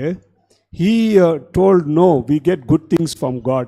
அப்புறம் did he love God more than his wife? See how did he love God more than his wife? Okay, அது ஒரு ஸ்டேட் ஆஃப் இதில் பார்த்தன sister White very clearly explains that Job's love for God was unshakable because of his relationship that was deep in him. Okay, it is not that he did not love his wife, it is just that he did not leave the act of the devil working through his wife to hinder his love for God. And the maturity வரதுக்கு it will take a lot of time, a lot of relationship with God. Pastor நம்ம கேட்டிருப்போம், இது நல்ல கருத்துக்கள் தான். நடத்துக்கண்ணே, யோபு போல புருஷன் உங்களுக்கு கிடைச்சாலும் என்ன பண்ண முடியாது. அவருக்கு என்ன குறை?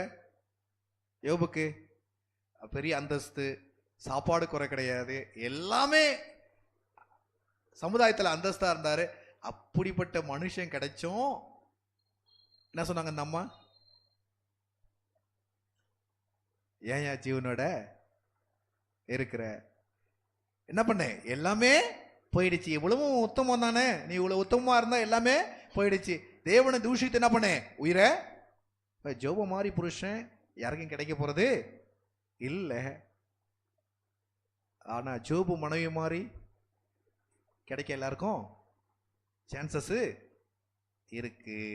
அப்ப இது என்ன கத்து தருது அப்படின்னா, ஒரு வாழ்க்கையில எத்தனை வருஷம் வாழ்ந்தாலும் அந்த முடிவுல நம்ம கேட்டோம் அப்படின்னா என்ன இருக்குன்னா அட்ஜஸ்ட்மெண்ட் தான். சரி, அவரை கட்டிட்டேன், நான் இப்படிதான் வாழணும், இவங்களை கட்டிட்டேன், நான் இப்படிதான் வாழணும். நம்ம சொல்றதை கேட்கலையா, சரி இக்னோர், நீ உன் இஷ்டத்தை செஞ்சுக்கோ, நான் என் இஷ்டத்தை செஞ்சுக்கிறேன். இப்படிதாங்க லைஃப் போயிட்டு இருக்கு. அதனாலதான் ஆண்டவர் பார்க்கிறாரு, என்ன 100% நேசி. அப்ப யோபு ஆண்டவர் என்ன பண்ணாரு? 100% முழு இதயத்தோட ஆண்டவரை நேசித்தாரு. அப்ப நாமளும் கத்துக்கணுங்க. அறகுறை என்ன பண்ணணும்? அப்படியே கத்துக்கிட்டே வரணும். இதை கத்துக்கிறதுக்கு தான் ஆண்டவர் வேதம், இதை கத்துக்கிறதுக்கு தான் ஆண்டவர் ஜெபம், இதை கத்துக்கிறது தான் ஆண்டவர் உபவாசம், இதெல்லாம் கொடுத்துருக்காரு. அவருடைய சித்தத்தை அறிந்து கொள்வதற்கு எனக்கு நிறைய கொடுத்துருக்கிறாரு. புதன்கிழமை படத்துக்கு வந்துருமா? இப்பயே டைம் ஆயிடுச்சு இல்லைங்களா? புதன்கிழமை பாடத்துக்கு வந்துடும்.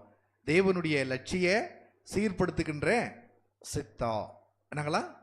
தேவனுடைய சீர்படுத்துகின்ற சித்தம். இதை நான் கொஞ்சம் வேகமாக போகணும்னு நினைக்கிறேன். இது ஏற்கனவே ஆக்சுவலி நம்ம படிச்சிருக்கோம். முன்குறித்தல் வாசிக்கலாமா? டைரக்டா எபேசியர் 9, 11, 12 போயிடுவோம். நம்ம 11, 12 போயிடுவோம். எபேசியர் 11, 12.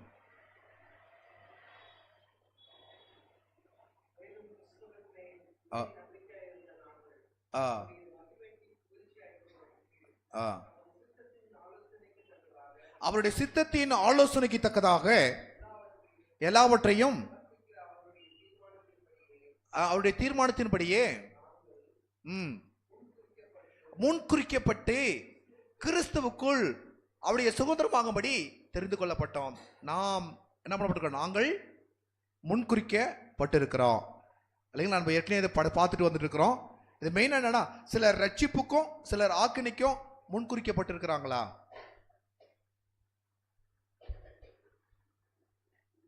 சிலர் ரட்சிப்புக்கும் சிலர் ஆக்கினைக்கும் முன்குறிக்கப்பட்டிருக்கிறார்களா? பதில் வேணும். ஒரு குடிக்காரனை பார்க்குறோம், அவன் திருந்தவே இல்லை. அவன் குடிக்காரங்க பேசுறத நீங்க பார்த்துருக்கிறீங்கல்ல, அவன் கடவுளை என்னபடி படிச்சிட்டாரு, அவரே என்னபடி படிச்சிட்ட பிறகு நான் என்ன பண்ண முடியும்? நான் திருந்த நினைக்கிறேனால முடியல. குடிச்சுக்கிட்டே பேசுவோம். ஆண்டவரை குடிச்சிட்டு வரோம், நீ குடிச்சே நாசமாகணும், நீ திருந்தக்கூடாது அப்படின்னு ஆண்டவர், ரட்சிப்பே உனக்கு இல்லை, நீ ஆக்கினே ஆகணும் அப்படின்னு ஆண்டவர் படிச்சாரு. ஆனா இன்னைக்கு இந்த வழி ஒரு எக்ஸ்ட்ரீமா போயிட்டு இருக்கு. இன்னொரு வழி என்னன்னா, நான் பரிசுத்தவான், ஆண்டவரோட பேர் சொல்லி அழைச்சிட்டாரு, நான் கிறிஸ்தவன், நான் அபிஷேகப்பட்டிருக்கிறேன், நான் பாஷைகளை பேசுவேன், நான் ஊழியம் செய்கிறேன், எனக்கு என்னை வந்து நான் பேசுறேன்னா நிறைய கேட்க ஆள் இருக்காங்க, நான் தீர்க்கதரிசி இல்லைங்களா, எனக்கு பரலோகம் ரெடி. அப்படியா? ஆண்டவர் குடிச்சிட்டாரா? ப்ரீடெஸ்டினேஷனுக்கு ஒரே ஒரு பேரியர் இருக்குது. What is that barrier? இது வந்து ஆல்ரெடி நம்ம வந்து God has planned everything, எல்லாமே இது பண்ணார். பட் ஒரு பேரியர் இருக்கு. அந்த பேரியர் என்ன? What is that barrier? We already studied in the previous lesson. It says that the barrier is our choice. Nama choice is the barrier for predestination. Whatever God has planned, இப்போ வந்து நம்ம whatever choice we make will stop that the plan that God has for us. Thank you, Pastor. இங்கே நம்ம பார்க்குற இந்த புதன்கிழமை பாடம் சமீபத்தில் எடுத்தேன். ஆக்சுவலி இந்த பாடம் 45 நிமிஷம், இந்த ஒரே பாடம், இந்த ஒரு பாடம் மாத்திரம் எத்தனை நிமிஷம்? ஒரு நாள் பாடம் 45 மினிட்ஸ் எடுத்திருக்கிறேன். இப்போ நிறைய சொல்ல வேண்டியது எனக்கு, ஆனால் நேரம் பார்க்கும்பொழுது தலை என்ன பண்ணலை, எப்படிரா டைம் எனக்கு கிடைக்கும் அப்படின்னு எனக்கு தெரியல. ஒரு கரைஞ்சி நாளாக தெளிவாக புரிஞ்சுங்க. சில வசனங்கள் எப்படி இருக்கும் அப்படின்னா, ஆண்டவர் முன்குறித்திருக்கிறார் அப்படின்னு இருக்கும். அதுக்கப்புறம் சில வசனங்கள் அப்படி இல்லைன்னு சொல்லி இருக்கோம். இப்போ நான் என்ன பண்ணணும்? ஒரு வசனத்தை எடுத்துட்டு 2 வசனங்களை எடுத்துக்கிட்டு அல்லது ஒரு 10 வசனங்களை எடுத்துக்கிட்டு நான் ஒரு தீர்மானத்தை என்ன பண்ண கூடாது. நான் என்ன செய்யணும் அப்படின்னா, இந்த 10 வசனங்களையும் படிக்கணும், அடுத்த 10 வசனங்களையும் என்ன பண்ணணும், அதுக்கு எதிராக இருப்பது போல தோன்றுகின்ற இன்னொரு 10 வசனத்தை என்ன பண்ணணும், படிக்கணும். அப்ப இது ரெண்டுத்தையும் படிச்சு நான் ஒரு முடிவுக்குள்ள வந்து வேதம் என்ன கருத்தை சொல்லுகிறது என்பதை என்ன பண்ணணும், நான் தெளிவா புரிஞ்சுக்கணும். வேத வசனங்கள் ஒன்று முரண்பாடு இல்லை, என்னுடைய புரிதலிலேயே முரண்பாடுகள், என்னுடைய அண்டர்ஸ்டாண்டிங்ல என்னது முரண்பாடுகள். அதனால வேதம் பொய், அது தப்பு, குறை உள்ளது அப்படின்னு யாரும் என்ன பண்ண சொல்ல முடியாது. அதனாலதான் ஏசியா 34:16 நம்ம வாசிக்கிறோம், வேத வாக்கியங்களை என்ன பண்ணணும், வேத புஸ்தகத்தை தேடி வாசிங்க, இவங்களில் ஒன்றும் குறையாது. அப்ப தேடி வாசிக்கலன்னா என்ன இருக்கும் ஜாய் சிஸ்டர்? குறையா இருக்கும். தேடி வாசிக்கலன்னா குறை இருக்கும், தேடி வாசித்தா குறை இருக்காது. இன்னைக்கு சொல்றோம் இல்லையா, உதாரணமா இப்ப போய் நான் அட்வென்டிஸ்ட போய் நீங்க கேட்டு பாத்தீங்கன்னா, செத்துட்ட பேருக்கு என்ன நடக்கும்? பரலோகம் போயிடுவாங்க, இல்ல நரகம் போயிடுவாங்கன்னு. நம்ம அப்படி சொல்லுவோமா? அவங்க சொல்றதுக்கு வசனம் வச்சிருக்கிறாங்களா? ஆமாமா, லாசரு என்ன பண்ணாரு, செத்த உடனே கொண்டு போய் ஆபிரகாம் அடியில போட்டாரு. அந்த மாதிரி நம்மள என்ன பண்ணுவாரு, பரலோகத்துக்கு கூட்டிட்டு போயிடுவாரு அப்படின்னு சொல்லுவாங்களா? நம்ம என்ன சொல்லுவோம்? அவங்க கிறிஸ்தவங்களா நம்ம கிறிஸ்தவங்களா? அவங்களும் பைபிள் தானே வசனம் தராங்க, நம்மளும் பைபிள் தானே வசனம் தரோம். அப்ப என்ன பண்ணணும் அப்படின்னா, 2 பேரும் அவங்க கருத்தையும் ஆராய்ச்சி பார்க்கணும், நம்ம கருத்துக்களையும் ஆராய்ச்சி பார்க்கணும், வேதம் என்ன சொல்லுது அப்படின்றதுக்கு என்ன பண்ணலாம், பொதுவான தீர்மானத்துக்கு வரணும். அங்க வசனம் இருக்கிறதுனால அது ரைட்டு, இந்த வசனம் இருக்கிறதுனால அது ரைட்டு. நான் ஒரு இடத்துல சாபத் ஸ்கூல் எடுத்துட்டு இருந்தேன். அப்ப என்ன பண்ணாங்கன்னா, விக்கிரங்களுக்கு படைக்கப்பட்டதை விக்கிரம் ஒன்றுமில்லையே என்ன பண்ணு புசிக்கலாம் அப்படின்னோடனே பப்ளிக்ல இருந்து கேடுதா, சாப்பிடலாமா, சரி உடனே நடத்துறவர் சாப்பிடலாம் அப்படின்ட்டாரு. அதாவது முடிக்கிற இடத்துல இல்ல சாப்பிட சாப்பிடக்கூடாது அப்படின்னு அவர் கேட்கறாங்க கொஸ்டின், இப்பதான் சாப்பிடலாம் அப்படிங்க, இப்ப சாப்பிடக்கூடாது. தெரியல, அப்படி கிடையாதுங்க. வேத வசனத்தை நம்ம எப்படி எடுத்துக்கணும் அப்படின்னா, இதை ஆராய்ந்து தேடி அதுல குறை இருக்காது, என்னுடைய புரிதலில் குறை இருக்கும், நான் எப்படி புரிஞ்சுக்கணும் அப்படின்றத வேதம் எனக்கு சொல்லுது. ரோமர் 8:29, ரோமர் 8:29, ரோமர் 8:29. கொஞ்சம் சீக்கிரமா 2 பெல் அடிச்சுட்டாங்கன்னு நினைக்கிறேன்.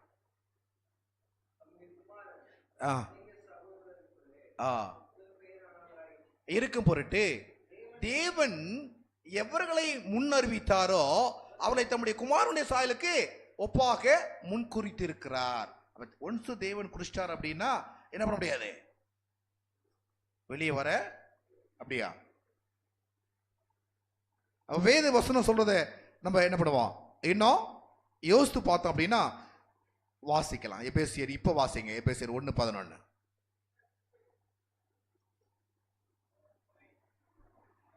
எபேசியர் 1:11 திரும்ப வாசிங்க. மேலும் கிறிஸ்துவ முன்னே நம்பிக்கையா இருந்த நாங்கள் அவர் மகிமைக்கு புகழ்ச்சியாகும் படிக்கு அடுத்தது தம்முடைய சித்தத்தின் ஆலோசனைக்கு தக்கதாக, தம்முடைய சித்தத்தின் ஆலோசனைக்கு தக்கதாக எல்லாவற்றையும் நடப்பிக்கிற அவருடைய தீர்மானத்தின்படியே. அப்படியா? இதை ஒரு பக்கமா வச்சிடலாமா? இப்ப வாஸ்தவ வசனங்கள்லாம் ஒரு பக்கம் வச்சிருங்க. மற்ற வசனத்துக்கு நம்ம போறோம். லூக்கா 7:30, லூக் 7:30,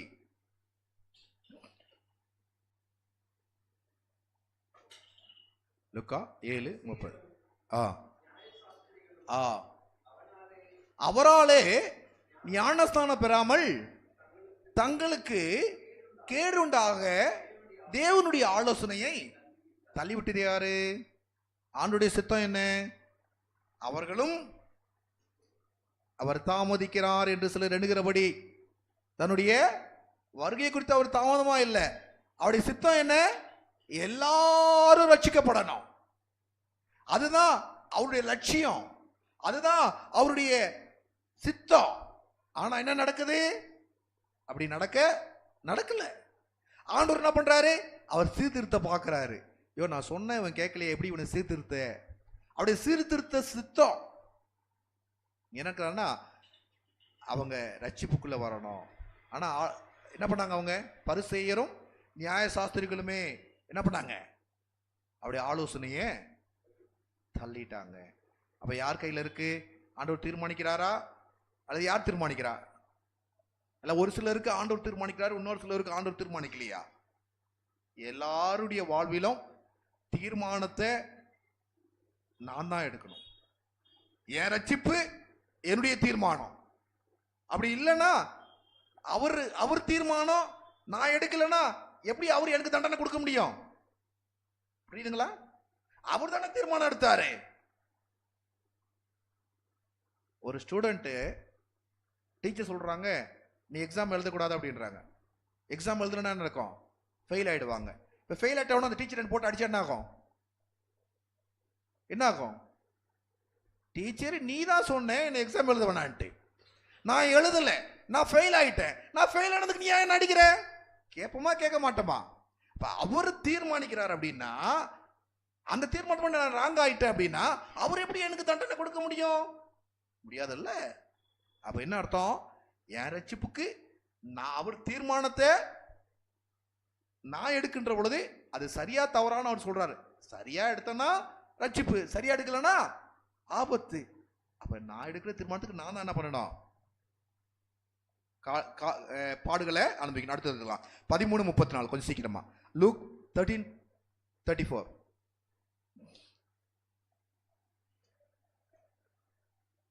லூக் 13:34 வாசிக்கலாமா? எருசலேமே எருசலேமே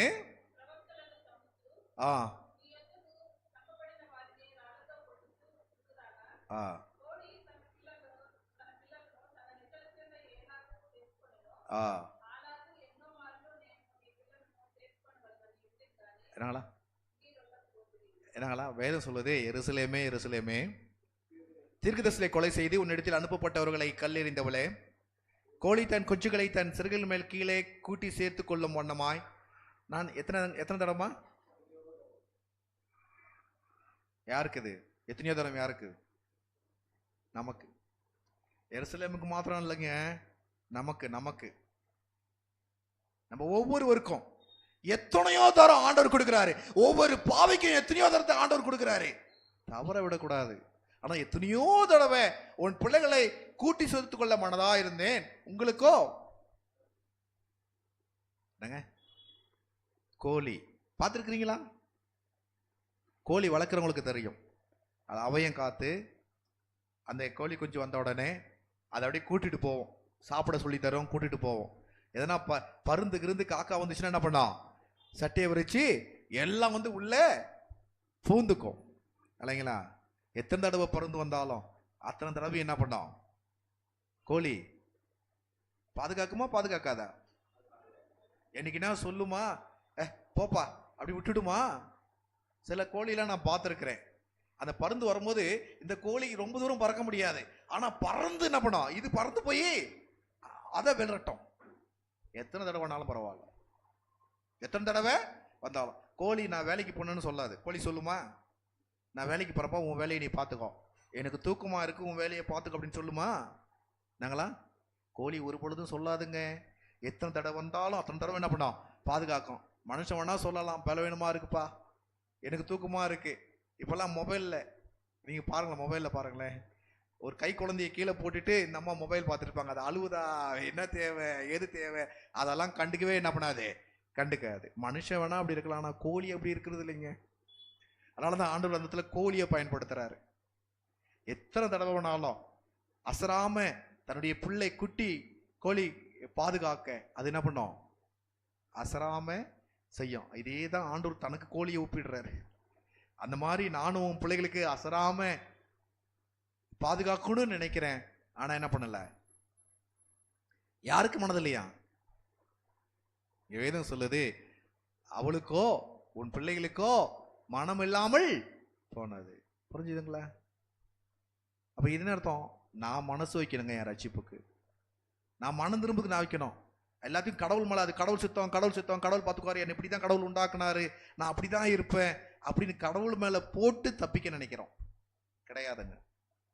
நம்ம ரட்சிப்போம், ஆனா அவருடைய சீர்படுத்துகின்ற அவருடைய ரட்சிப்பு நம்ம சீர்படுத்தணும். அப்படிங்கிறதுக்காக தான் ஆண்டவர் நிறைய தருணங்களை கொடுக்கிறார். வேலைக்கிழமை கிறிஸ்து உலகத்தை செய்தார் இல்லைங்களா? தீமை இப்ப இருக்கும், ஆனா எப்ப தீமை முடியும்? எப்ப தீமை முடியும்? ஒரு காலம் வரப்போகுது. அப்ப தீமை என்ன பண்ண போதாது? இருக்காது, தீமை இருக்காது. அது வரைக்கும் நம்ம காத்துருக்கணும். இங்க ஒரு கேக் செய்யறதுக்கு ஒரு பேட்டி கொடுத்துருக்குறாங்க. அப்புறமா ஓவன்ல என்ன பண்ணுங்க, நீங்க அதை படிச்சுட்டு செஞ்சு பாருங்க, உங்க வாழ்க்கை என்கின்ற கேக்க இல்லைங்களா? கேக்கு செய்யறதுக்கு எல்லா பொருளும் கொடுத்துட்டாங்களாம், பர்மிஷனும் கொடுத்துட்டாங்களாம். நீ வேற எதனா யூஸ் பண்ணா யூஸ் பண்ணிக்கலாம், உன் இஷ்டம், என்னன்னாலும் என்ன பண்ணலாம், யூஸ் பண்ணிக்கலாம். ஆனால் கேக் டேஸ்டா இருக்கணும். இந்த மாதிரி ஆவிக்குரிய வாழ்க்கை ஆண்டவர் நம்மள்ட்ட கொடுத்துட்டாரு. அந்த வாழ்க்கை டேஸ்ட் ஆக்கிறதுக்கு என்ன வேணாலும் யூஸ் பண்ணுங்க, டேஸ்ட்டை கெடுக்கிறதுக்கு என்ன பண்ணாதீங்க, யூஸ் பண்ணாதீங்க. இப்போ உபத்திரவம் யோவான் 16:33, யோவான் ஜான் 16:33.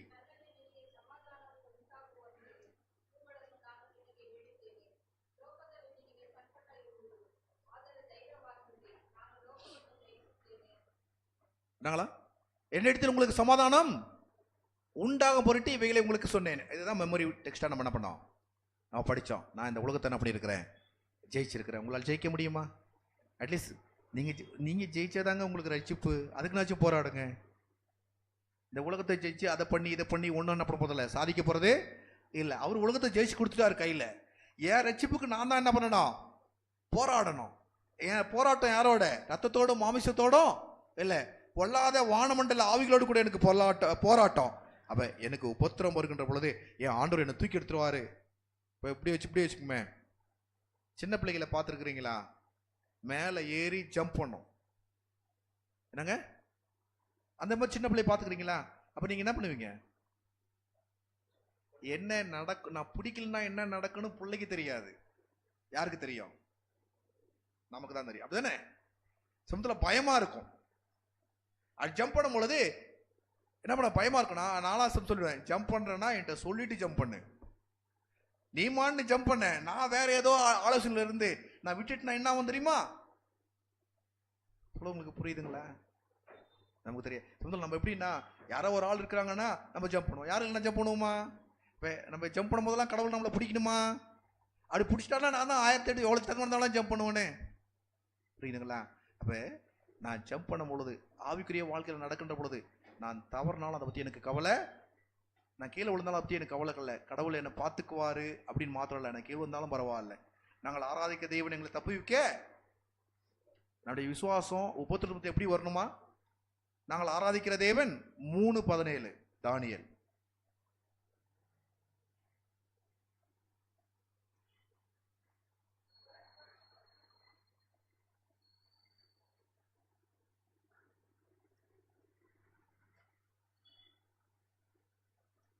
வாசிக்கலாமா? நாங்கள் ஆராதிக்கிற தேவன் எங்களை தப்புவிக்க வல்லவராயிருக்கிறார். அவர் எரிகிற அக்கினி சூளைக்கும் ராஜாவினுடைய கைக்கும் நீங்களாக்கி. எப்படின்னு நம்ம புரிஞ்சுட்டு வச்சுங்களேன், நான் அழகா போலாமே, தப்பிச்சிருவாரு. என்னை யாருன்னா அடிக்க, சத்தியம் சொல்ல போறேன், யாருன்னா அடிக்க வராங்க, என் ஆண்டவர் இருக்கிற என்ன தூக்கிடுவார். அப்படியே என் மேல ஒரு கல் படாது, உன் பாதம் கல் இடா அப்படி கூட தூதல் தூக்கிட்டு போயிடுவாங்க. அப்படி நடந்தா என்ன ஆகும்? தைரியமா போயிடுவோம்ல. அப்படி நடக்குமா? எல்லாம் அப்படி நடக்குமா? சொல்லுங்க, அப்படி நடக்குமா? எல்லா சமயத்துல அப்படி நடக்க போறது? எல்லா சமயத்துல உபத்திரப்பட விட்டுடுவாரு. அப்படித்தானே? விடுவாரா? ஆமா. அதுக்கு அடுத்த வசனம் வாசிக்கலாமா? என்னங்களா? காப்பாத்தாம போனாலும் விடுவிக்காமல் போனாலும் இதுதாங்க விசுவாசம். ஏதாவது என்ன காப்பாத்திடுவாரு அப்படின்னு போறது அது வேற. அப்படி நடக்கலனாலும் அவர் சொன்ன வேலைக்கு நாங்கள் என்ன பண்ணுவோம்? நாங்கள் போவோம். நாங்கள் வேதனைப்பட்டாலும் உபத்திரப்பட்டாலும் அடிபட்டாலும் நாங்கள் என்ன பண்ணுவோம்? அவர் கூட போவோம். இதுதான் நம்ம எடுக்க வேண்டிய தீர்மானம். ஆண்டவர் என்னை காப்பாற்றுவார் அப்படின்னா யார் வேணாலும் போயிடலாம். அவர் காப்பாற்றினாலும் நான் உயிர் கொடுக்க ரெடியாக்குறேன். கிறிஸ்து ஜீவன், சாவு எனக்கு, அந்த நிலைக்கு நம்ம வரணும். ஓகேங்களா? ஏதாவது கொஸ்டின்ஸ்க்கு நான் ஆல்ரெடி நேரம் கடந்து போயிடுச்சு. எனக்கு கேள்விகள் எதாவது இருக்கா? சொல்லுங்க. ஃபஸ்ட்டு நான் சொல்கிறேன், நம்ம ஒவ்வொருடைய ரட்சிப்பு வந்து நம்ம கையில் தான் இருக்குது. அது ஓகே. ஆனால் தேவனுக்கு நம்ம ஒவ்வொருவரை பற்றியும் தெரியும். யார் ரட்சிக்கப்படுவார்கள், யார் பரலோகத்துக்கு வரும் அப்படின்ட்டு அவருக்கு அட்வான்ஸாக தெரியுமா? தெரியாது. ஓகே, ஐயா சொன்ன கேள்வியோடு நான் கன்க்ளூஷன் நான் முடிக்கிறேன். வேற யாருன்னா கேள்விகள் இருக்கா? இப்போ என்னன்னா, ஆண்டவர் என்னுடைய எதிர்காலத்தை ஆண்டவர் தீர்மானிக்கல, என் கையில் கொடுத்துட்டாரு. ஆனால் என் எதிர்காலம் ஃபுல்லாக அவருக்கு தெரியும். எதிர்காலம் ஃபுல்லாக அவருக்கு தெரியும். அதனால என் எதிர்காலம் தாறுமாறா போகின்ற பொழுது ஆண்டவர் ஆலோசனை கொடுக்கிறாரு. அவருடைய தீர்மானங்களே ஆண்டவர் காமிச்சு கொடுக்கிறாரு. சரியான வழியை ஆண்டவர் காமிச்சு கொடுக்கிறாரு. அதுதான் தருணங்கள், அதுதான் சமத்துல மன்னிப்பு, அதுதான் இரக்கம், அதுதான் கிருபை. அப்படி காமிச்சிட்டே இருக்கிறாரு. ஒரு குறிப்பிட்ட சூழ்நிலையில அதை நான் புரிஞ்சிக்கல, என் இஷ்டத்துக்கே நான் வாழ்றேன் அப்படின்னா ரட்சிப்பை நான் தான் தீர்மானிக்கிறேன், ஆண்டவர் கிடையாது. புரியுதுங்களா? என்ன நான் தப்பா செலக்ட் பண்ணிட்டுனா என்னை மாத்த ட்ரை பண்றாரு. நான் தான் என்ன பண்ணணும்? தீர்மானத்தை நான் தான் எடுக்கணும். அதுதான் இந்த ப்ரீ டெஸ்டினேஷன்ன்றது. அவர் தீர்மானிச்சிட்டாரு, நான் அப்படிதான் போய் சத்துருவேன், நான் இப்படிதான் ரட்சிப்பு இழந்துருவேன், அப்படிதான் நான் பரலோகத்துக்கு நேராக போயிடுவேன், அப்படிலாம் கிடையாது. ஒவ்வொருடைய கையிலும் ஆண்டு ரட்சிப்பை கொடுக்குறாரு. இந்த ரட்சிப்பை வேதவசனத்தினுடைய உதவியோடு கூட என்ன பண்ணுவோம்? ஆண்டவரை நோக்கி முன் செல்வோம். ஓகேங்களா? Okay, thank you.